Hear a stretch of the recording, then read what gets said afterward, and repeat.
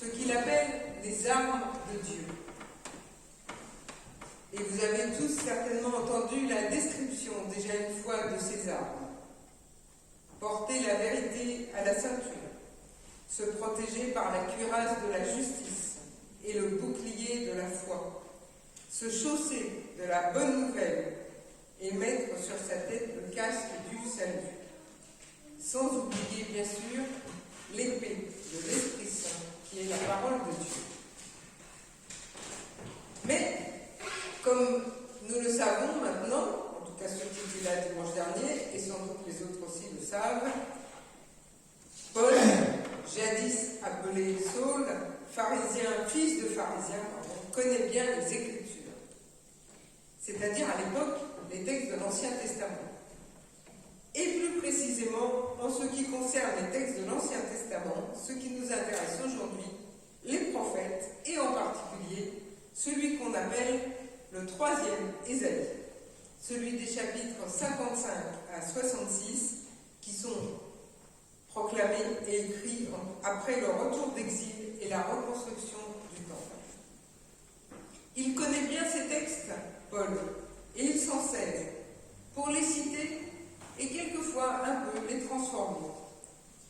Et ainsi, c'est ainsi qu'il pose les bases d'une théologie nouvelle qui va nourrir l'Église des premiers siècles, qui va l'aider à grandir et qui va accompagner la construction de l'Église universelle. Alors je vous propose ce matin une prédication en deux parties, de plus courtes parties donc, chacune après chacune des lectures bibliques. Mais d'abord, nous prions.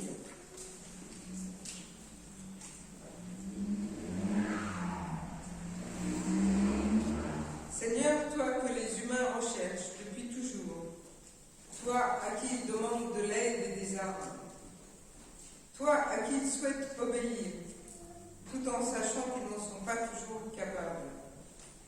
Permets ce matin encore à celles et ceux qui parlent et à celles et ceux qui écoutent d'entendre dans le témoignage des Écritures la voix de toutes les générations qui nous ont précédés dans la foi.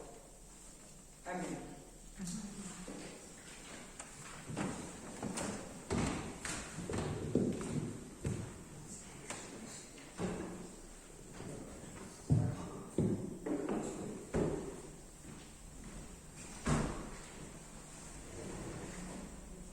Au chapitre 59 du livre du prophète Ésaïe, nous lisons les versets 11 à 18.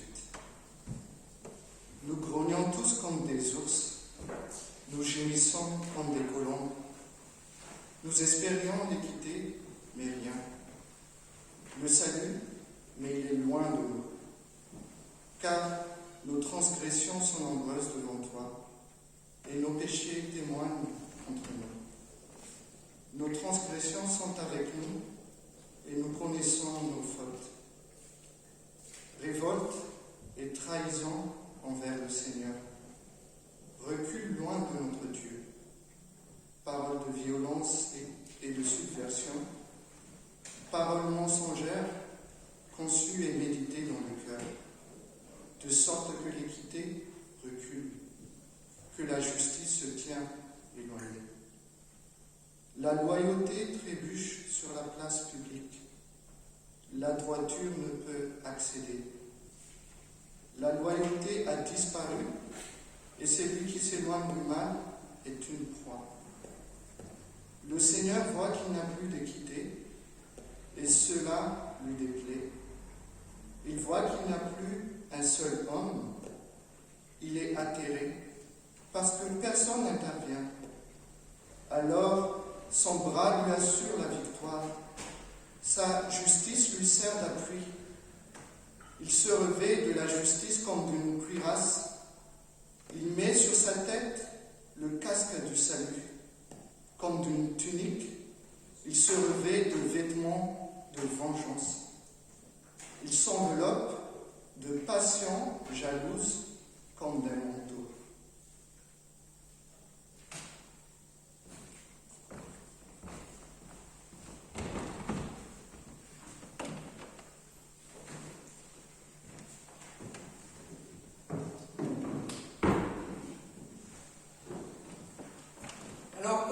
déjà dit, ce texte est produit par celui, peut-être même qu'ils étaient plusieurs, qui s'exprime en reprenant le nom du prophète Ésaïe,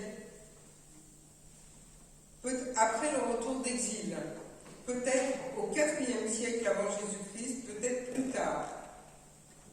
Le retour d'exil, j'en ai déjà beaucoup parlé, la reconstruction du temple et des murailles de Jérusalem, le rétablissement de la loi.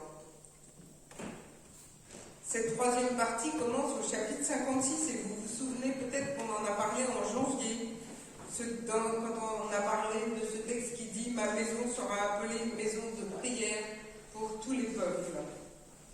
C'est un temps de reconstruction et d'espoir, un temps de joie, mais aussi pour Ésaïe, un temps de déception et de tristesse, car les problèmes ne disparaissent pas.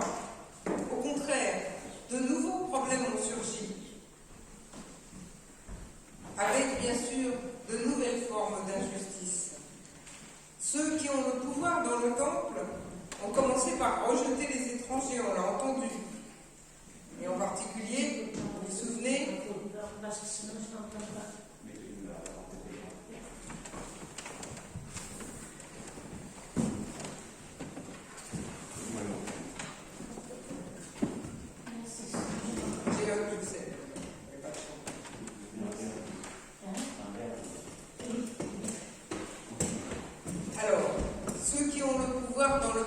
dans le temple, vous vous souvenez peut-être, avaient obligé ceux qui s'étaient mariés avec des femmes étrangères à les rejeter. Et aussi les eunuques qui désiraient servir le Dieu d'Israël, et qui étaient rejetés parce qu'ils étaient considérés comme impurs. Et ceux qui ont le pouvoir dans le palais sont en réalité soumis aux puissances et quelquefois aux dieux étrangers. C'est un temps comme il y en a déjà eu, et comme il y en aura en réalité encore beaucoup, et jusqu'à aujourd'hui bien sûr. Un temps d'injustice et d'hypocrisie, un temps où la foi est menacée.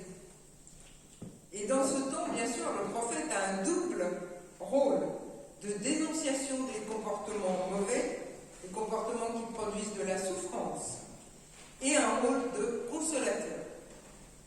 Il va même annoncer, quelques versets plus loin, je ne l'ai pas mis parce que là, du coup, ça nous aura entraîné très loin, eh bien, il annonce la venue d'un rédempteur, tout simplement, puisque c'est le début de ce qu'on appelle aujourd'hui l'attente messianique, l'attente du Messie.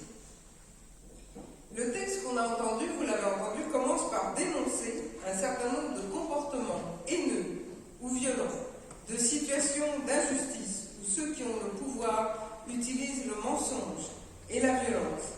Et le plus accablant peut-être dans ce texte, on l'a entendu, mais je ne sais pas, pour différentes raisons, si ça a bien résonné, c'est peut-être la situation à laquelle il fait allusion dans les versets 14 et 15.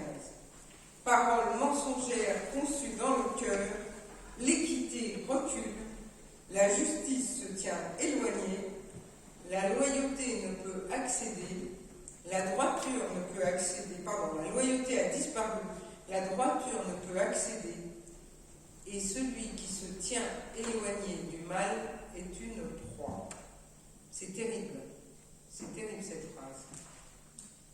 Non seulement le pouvoir politique et spirituel est entre les mains d'hypocrites et de menteurs, mais on s'attaque à ceux qui essayent de se conduire correctement. Celui qui se tient éloigné du mal est une proie. Eh bien, je crois que quelle que soit notre expérience de vie, tous et toutes ici, nous comprenons ce que ça veut dire et nous savons combien ces paroles sont d'actualité. Que ce soit à Hong Kong, où le pouvoir chinois utilise le mensonge et l'intimidation pour rétablir l'ordre, que ce soit au Mali, que ce soit dans les pays où la corruption empêche le développement ou même la redistribution équitable de l'aide médicale et alimentaire. Et bien sûr, chez nous aussi, celui qui se tient éloigné du mal, qui essaye de faire honnêtement son travail, peut devenir une proie. Et ce n'est pas la famille du malheureux chauffeur de bus assassiné à Bayonne qui dira le contraire.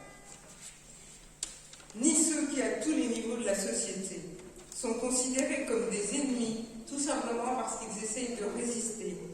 Résister au trafic de drogue dans les cités, à l'incitation au harcèlement dans les entreprises, au dopage dans les milieux sportifs, à l'attrait du pouvoir dans les partis politiques et même quelquefois dans les églises.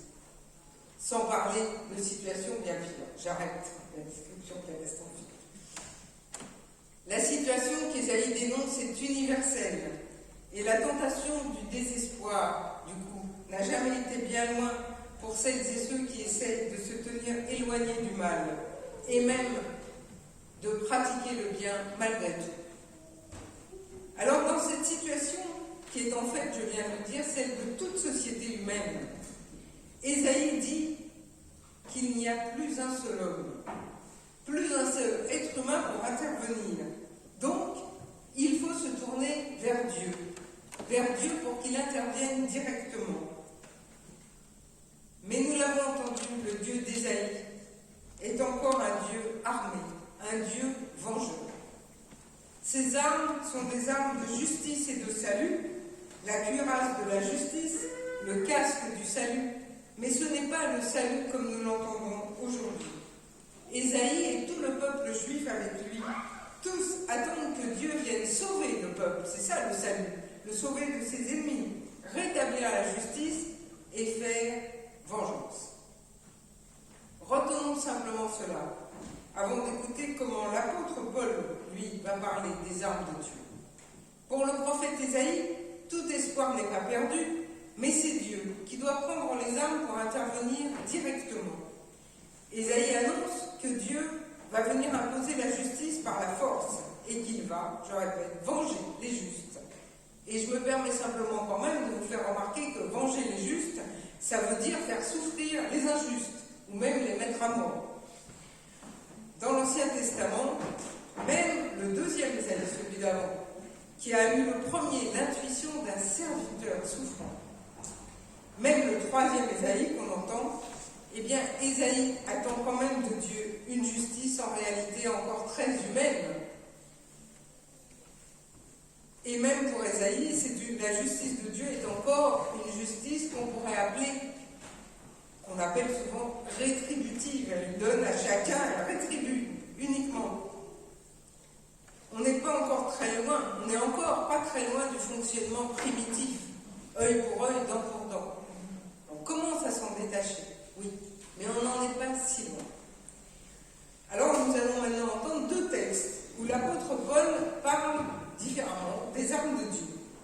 Il en parle de manière très différente, pour différentes raisons, et en particulier parce qu'il s'adresse à des personnes différentes. Dans le premier cas, il parle aux chrétiens d'Éphèse. Éphèse, à l'époque, c'est une grande ville d'Asie mineure qui a environ 200 000 habitants, c'est énorme à l'époque. Et dans cette ville, Paul a fondé une communauté, une église. Et c'est à cette église que très probablement il écrit. Et puis dans la deuxième lettre, il parle à son disciple et ami, le jeune Timothée. Et il lui parle sur un ton très différent. Timothée est un peu timide, mais justement il veut lui confier la responsabilité de l'église d'Éphèse. Il faut l'encourager. Et vous allez voir que quand on les entend l'un après l'autre, enfin du moins j'espère que vous allez l'entendre, les deux textes se complètent.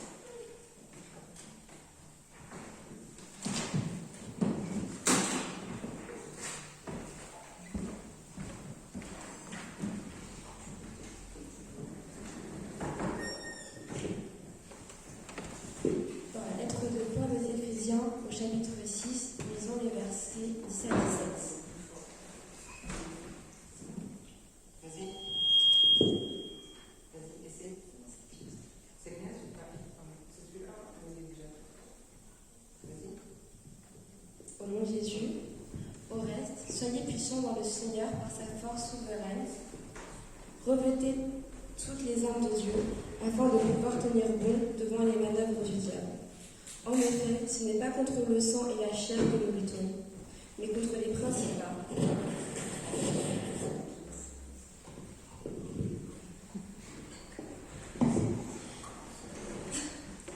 Donc, nous lisons dans la lettre de Paul aux Éphésiens, au chapitre 6, nous lisons les versets 10 à 17, au nom de Jésus. Au reste, soyez puissants dans le Seigneur, par sa force souveraine. Revêtez toutes les armes de Dieu, afin de pouvoir tenir bon devant les manœuvres du diable. En effet, ce n'est pas contre le sang et la chair que nous luttons, mais contre les principats, contre les autorités, contre les pouvoirs de ce monde de ténèbres, contre les puissances spirituelles mauvaises qui sont dans les lieux célestes. Prenez donc toutes les armes de Dieu, afin que vous puissiez résister dans le jour mauvais, et après avoir tout mis en œuvre, tenir bon. Oui, tenez bon, signez vos reins de vérité, et revêtez la cuirasse de la justice. Mettez pour chaussures à vos pieds les bonnes dispositions que donne la bonne nouvelle de la paix. Prenez en toutes circonstances vos boucliers de la foi, avec lequel vous pourrez éteindre tous les traits enflammés du mauvais. Prenez aussi le casque du salut et l'épée de l'esprit, qui est la parole de Dieu. Et toujours de Paul, dans sa première lettre à Timothée, au chapitre 6, les versets 6 à 12, nous lisons « Certes, c'est une grande source de profit que la piété, si nous sommes contents de ce qu'on a, car nous n'avons rien apporté dans le monde, comme d'ailleurs nous n'avons rien emporté. Si donc nous avons la nourriture et le vêtement, cela nous suffira. Mais ceux qui sont décidés à devenir riches tombent dans l'épreuve, dans un piège et dans beaucoup de désirs stupides et pernicieux qui plongent les gens dans la destruction et la perdition. Car l'amour de l'argent est la racine de tous les maux, et quelques-uns, pour s'y être adonnés, se sont égarés loin de la foi et se sont infligés à eux-mêmes bien des tourments. Quant à toi, homme de Dieu, fuis ces choses, poursuis plutôt la justice, la piété, la foi, l'amour, la persévérance, la douceur. Mène le beau combat de la foi, saisis la vie éternelle à laquelle tu as été appelé et pour laquelle tu as fait le bel acte de reconnaissance devant beaucoup de témoins. Seigneur, ta parole est lumière et vérité. Permets qu'elle éclaire notre chemin. Amen.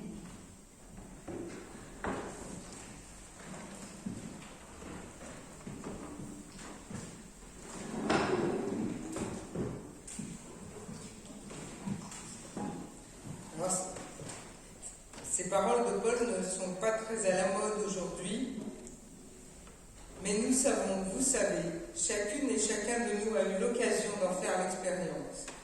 La vie du chrétien n'est pas toujours un chemin de douceur, planté de roses, ou alors ces roses, on le découvre des épines. La vie du chrétien est aussi un combat, quelquefois un combat extérieur dans le monde, et d'autres fois un combat intérieur. Et Paul s'y connaît en combat. Combat extérieur et combat intérieur. Il connaît aussi les prophètes. Et vous l'avez entendu, pour parler des armes de Dieu, il cite le prophète Ésaïe. Alors, pour essayer de cerner un peu, on pourrait parler, je ne vais pas pouvoir parler de tout ce texte, bien sûr, mais pour essayer de cerner un peu ce qu'il veut dire, je voudrais juste ce matin qu'on essaye de répondre à 3 questions. Est-ce que les raisons de prendre les armes sont les mêmes pour Paul que pour Ésaïe? Ça, c'est la première. Deuxième question, qui prend les armes chez Ésaïe? Qui prend les armes chez Paul? Et qu'est-ce que ça change? Si ça change quelque chose. Et enfin, troisième question, bien sûr, est-ce qu'il s'agit tout à fait des mêmes armes? Alors, la réponse à la première question est sur les raisons de prendre les armes. Est-ce que ce sont les mêmes chez Paul que chez Ésaïe? Eh bien, je pense que c'est oui. Oui, les raisons de prendre les armes sont les mêmes, même si conjoncturellement, dans les événements, ce n'est pas forcément les mêmes, mais fondamentalement, oui, ce sont les mêmes raisons. Et là, ce sont toujours les mêmes, on les a entendues. Et jusqu'à aujourd'hui, je l'ai dit tout à l'heure, le combat extérieur contre l'injustice, le mensonge, l'exclusion, la misère, et le combat intérieur contre le désespoir, le sentiment de fatalité aussi, d'impuissance. Pour combattre le mal présent dans le monde, pour lutter contre le mensonge Il faut de la détermination, de la peine, de l'engagement. Comme dans le texte d'Ésaïe, celui ou celle qui veut rester loyal et sincère, celui ou celle qui veut s'éloigner du mal dénoncé par Ésaïe, celui-là court en effet le risque de devenir une proie, comme dit Ésaïe, c'est-à-dire tout simplement la victime d'une méchanceté ou d'une injustice ou d'une médisance, enfin, il n'y a que l'embarras du choix. Et pourtant, il faut s'éloigner du mal. Et nous voilà dans le combat intérieur, contre notre propre mollesse, contre notre sentiment de découragement et contre la tentation si fréquente de la facilité. Parce que ce n'est pas si facile d'aider les autres. Et il faut aussi s'armer pour trouver de notre mieux le bon équilibre, le juste équilibre. Et en fait, très sincèrement, je crois qu'on n'y arrive jamais. Que justement, s'armer, c'est aussi chercher à trouver le juste équilibre et que c'est la recherche peut-être de toute une vie. Alors, avant de regarder quelles armes peuvent être utilisées, regardons aussi qui les utilise, chez Ésaïe et chez Paul. Chez Ésaïe, ce sont, c'est pas difficile, les armes de Dieu. Et Dieu seul peut les utiliser. Il se revêt de la justice comme d'une cuirasse. Il met sur sa tête le casque du salut. J'en profite pour vous faire remarquer combien la description de Dieu qu'on imagine à ce moment-là ressemble à certains bas-reliefs par exemple, de Babylone, par exemple. Comme d'une tunique, il se revêt de vêtements de vengeance. Il s'enveloppe de passion jalouse comme d'un manteau. Et en effet, depuis que l'humanité cherche Dieu, bien avant l'incarnation, elle a pris conscience qu'il était à ses côtés, qu'il combattait pour elle, qu'il lui était favorable. C'est l'alliance, la première alliance. Mais chez Ésaïe, on l'a entendu, c'est Dieu qui tient les armes. Chez Paul, c'est l'être humain. Ce que Paul a découvert, parmi de multiples choses, c'est que ce Dieu qui nous accompagne, ce Dieu qui est venu maintenant nous rejoindre en Jésus-Christ, eh bien Dieu nous invite à lutter avec lui, à combattre avec lui, et il nous donne les moyens de le faire. Il ne nous prête pas ses armes, il nous les donne. Il nous donne la vérité pour ceinture, l'évangile pour nous chausser, la foi comme bouclier, le salut comme casque. Alors j'aurais pu, c'est très courant, faire une prédication en développant chacun de ces éléments et à quoi ça correspond.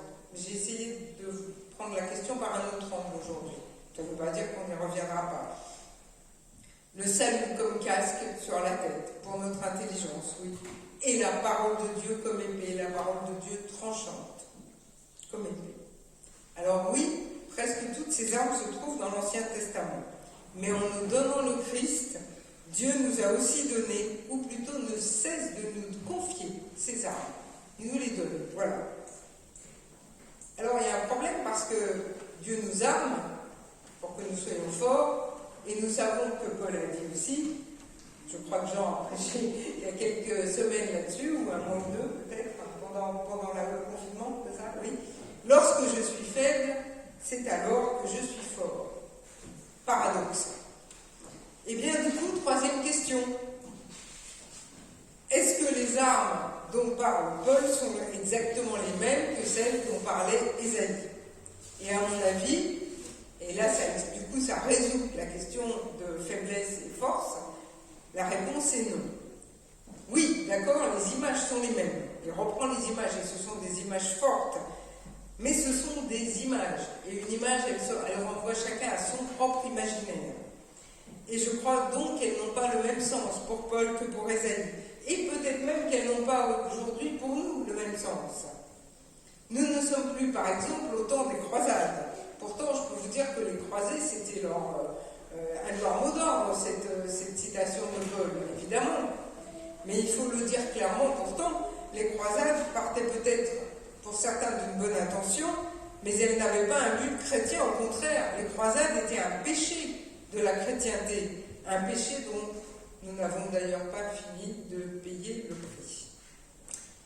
Aujourd'hui, nous le savons bien, quel que soit le comportement des autres, les chrétiens ne sont pas, ne peuvent pas, ne doivent jamais être dans le monde comme des guerriers harnachés pour la guerre, pour le combat physique ou tout simplement violent, agressif.